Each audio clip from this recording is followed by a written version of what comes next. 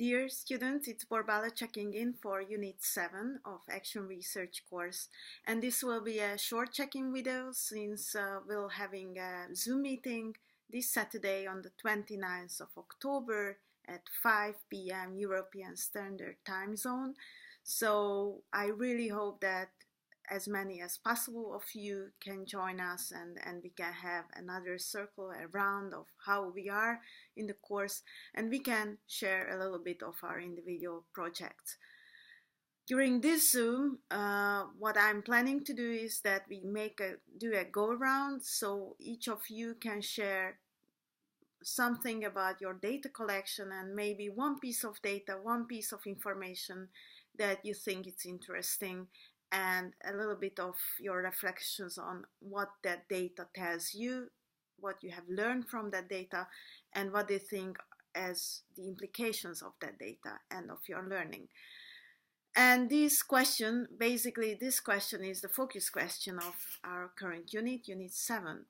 Now we are moving in this cycle towards the data analysis phase. And basically the key question for us is that now I have done my actions, I'm still doing them, I'm collecting data in a conscious way from as many sources as possible, and I'm collecting data, but the question is, what does the data tell me? What does the data show me? And how does the data maybe have an implication on my actions? Will I change my actions, or I will continue and be reassured that this is the right lane and way of my actions?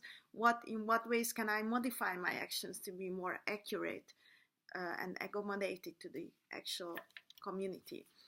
So the data on the one hand tells a lot about the information to myself, and the data tells a lot to others. The data tells a lot to others. So my main questions to you through the analysis will be: what did the data tell to you? What did it learn? What did it tell to your learning? What did it tell to your actions? And what did the data have as an implication on your future actions? On one hand. The other hand, what does the data tell to others? By the fact that you went through this process, what have you learned, and what does it tell to others reading and thinking and hearing about your activities within their own context?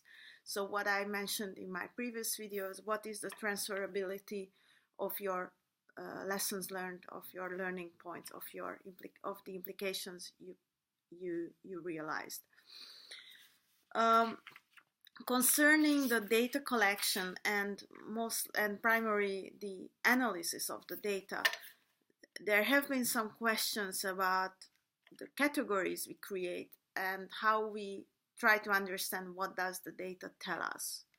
I would encourage you to wait until the second half or the later stage of your data collection, and then spend some time on looking around what kind of data do you have, and what are the emerging themes beyond the data. You might even write these themes down on different post-it notes. What I usually do is that I write down one theme on one post-it, and when I go through the further data, I find a new emerging theme, then I write the new theme on another post-it. So what kind of themes I'm thinking of? You can think of the theme of relationships, the theme of listening, silence, or voice and participation, the theme of fears, or many other themes. I'm sure that once you will have this reflective moment, you will feel what are the emerging themes beyond the data, and just put it down and make a list of the themes that you found the most relevant. And the way you categorize and further analyze the data is not based on what kind of data you collected. So in one part you collect the survey data, in one other part you collect the interview data, but you follow the rhythm of the themes that you created and for example you write about fears, for example, and you will have some observations, and you will illustrate them with some interviews, with some focus group quotes, or with some surveys or journal entries.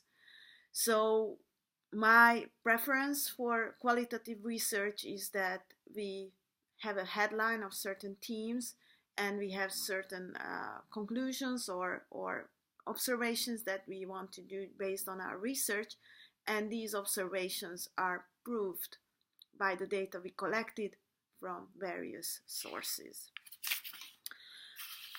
And it's also important that technically you try to track your data source as precisely as possible. So first of all, you collect and you make notes of certain data that you think might be important and interesting illustrations for your messages in the final paper. So at this point already you can take some quotes out from emails or discussions, you can make summary tables, you can make narrative summaries, you can make some journals or sections of journals that you can highlight and put on the side, and already think that, wow, this is such a good illustration. I keep it separately, so when I will write about my overall conclusions, I can easily use and take these illustrations back, and I can put them in the text, in the final text. Also, it's important that if you work with different interview subjects and different people, you code them in a consistent way, so you can track back. If you say interview subject number 6, that you know who is that person, and you can easily get back to the primary source of the data. As for all these technical and qualitative analysis tips, you found a PDF document, not handbook, but a very concrete, practical guideline for narrative and qualitative data analysis under Unit 6, under the reading section. So please read that and try to use and apply as much as you think it's relevant for your research. But basically, let me say that this phase of our work is really beautiful, because this is a kind of comprehensive synthesis of all what we have been thinking of until now and have done until now. I would visualize it as you have a home, you have a house, and you go to different shops and you buy certain things, and you get from family and friends certain things. Maybe someone give you as a gift, so you bring a lot of stuff in your house. This is what is an analogy to me for the data. And then you know that someone will visit you on Sunday, and you want to invite them and have a nice visit at your house, and you want to show your new house, and you want to tidy up all the things that you just got from different sources. And what will you do? You will keep certain things and locate them in your house and show and be proud. Look how happy I am with this sofa. You will have certain furnitures you are not that sure about, and you will share your dilemmas. I'm thinking of whether to put it here or there. I don't know. I'm interested in what you think. And yes, you will get rid of some of the things that you got because it just doesn't fit in your house at the moment. So letting data go, letting things go is also part of the analysis. You don't have to use everything. You don't have to stick to everything you gathered. And this process of tidying up your house, tidying up your research process and your action research, this is the phase where we are now. And as much as we are ourselves in our house and how it shows who we are, this paper of yours will be exactly the same. It will show your learning points, your initial questions, your main conclusions about yourself, about the things you find important for the outside world, and about the approaches and the ways that you found the most beneficial during your research project. So I really wish you good luck for this unit. I'm waiting to see you in the Zoom very much, because last time it was really good and useful, I think, and wish you good luck for starting tidying up our papers and houses. And thank you for your attention. Be well, take care, bye, ciao.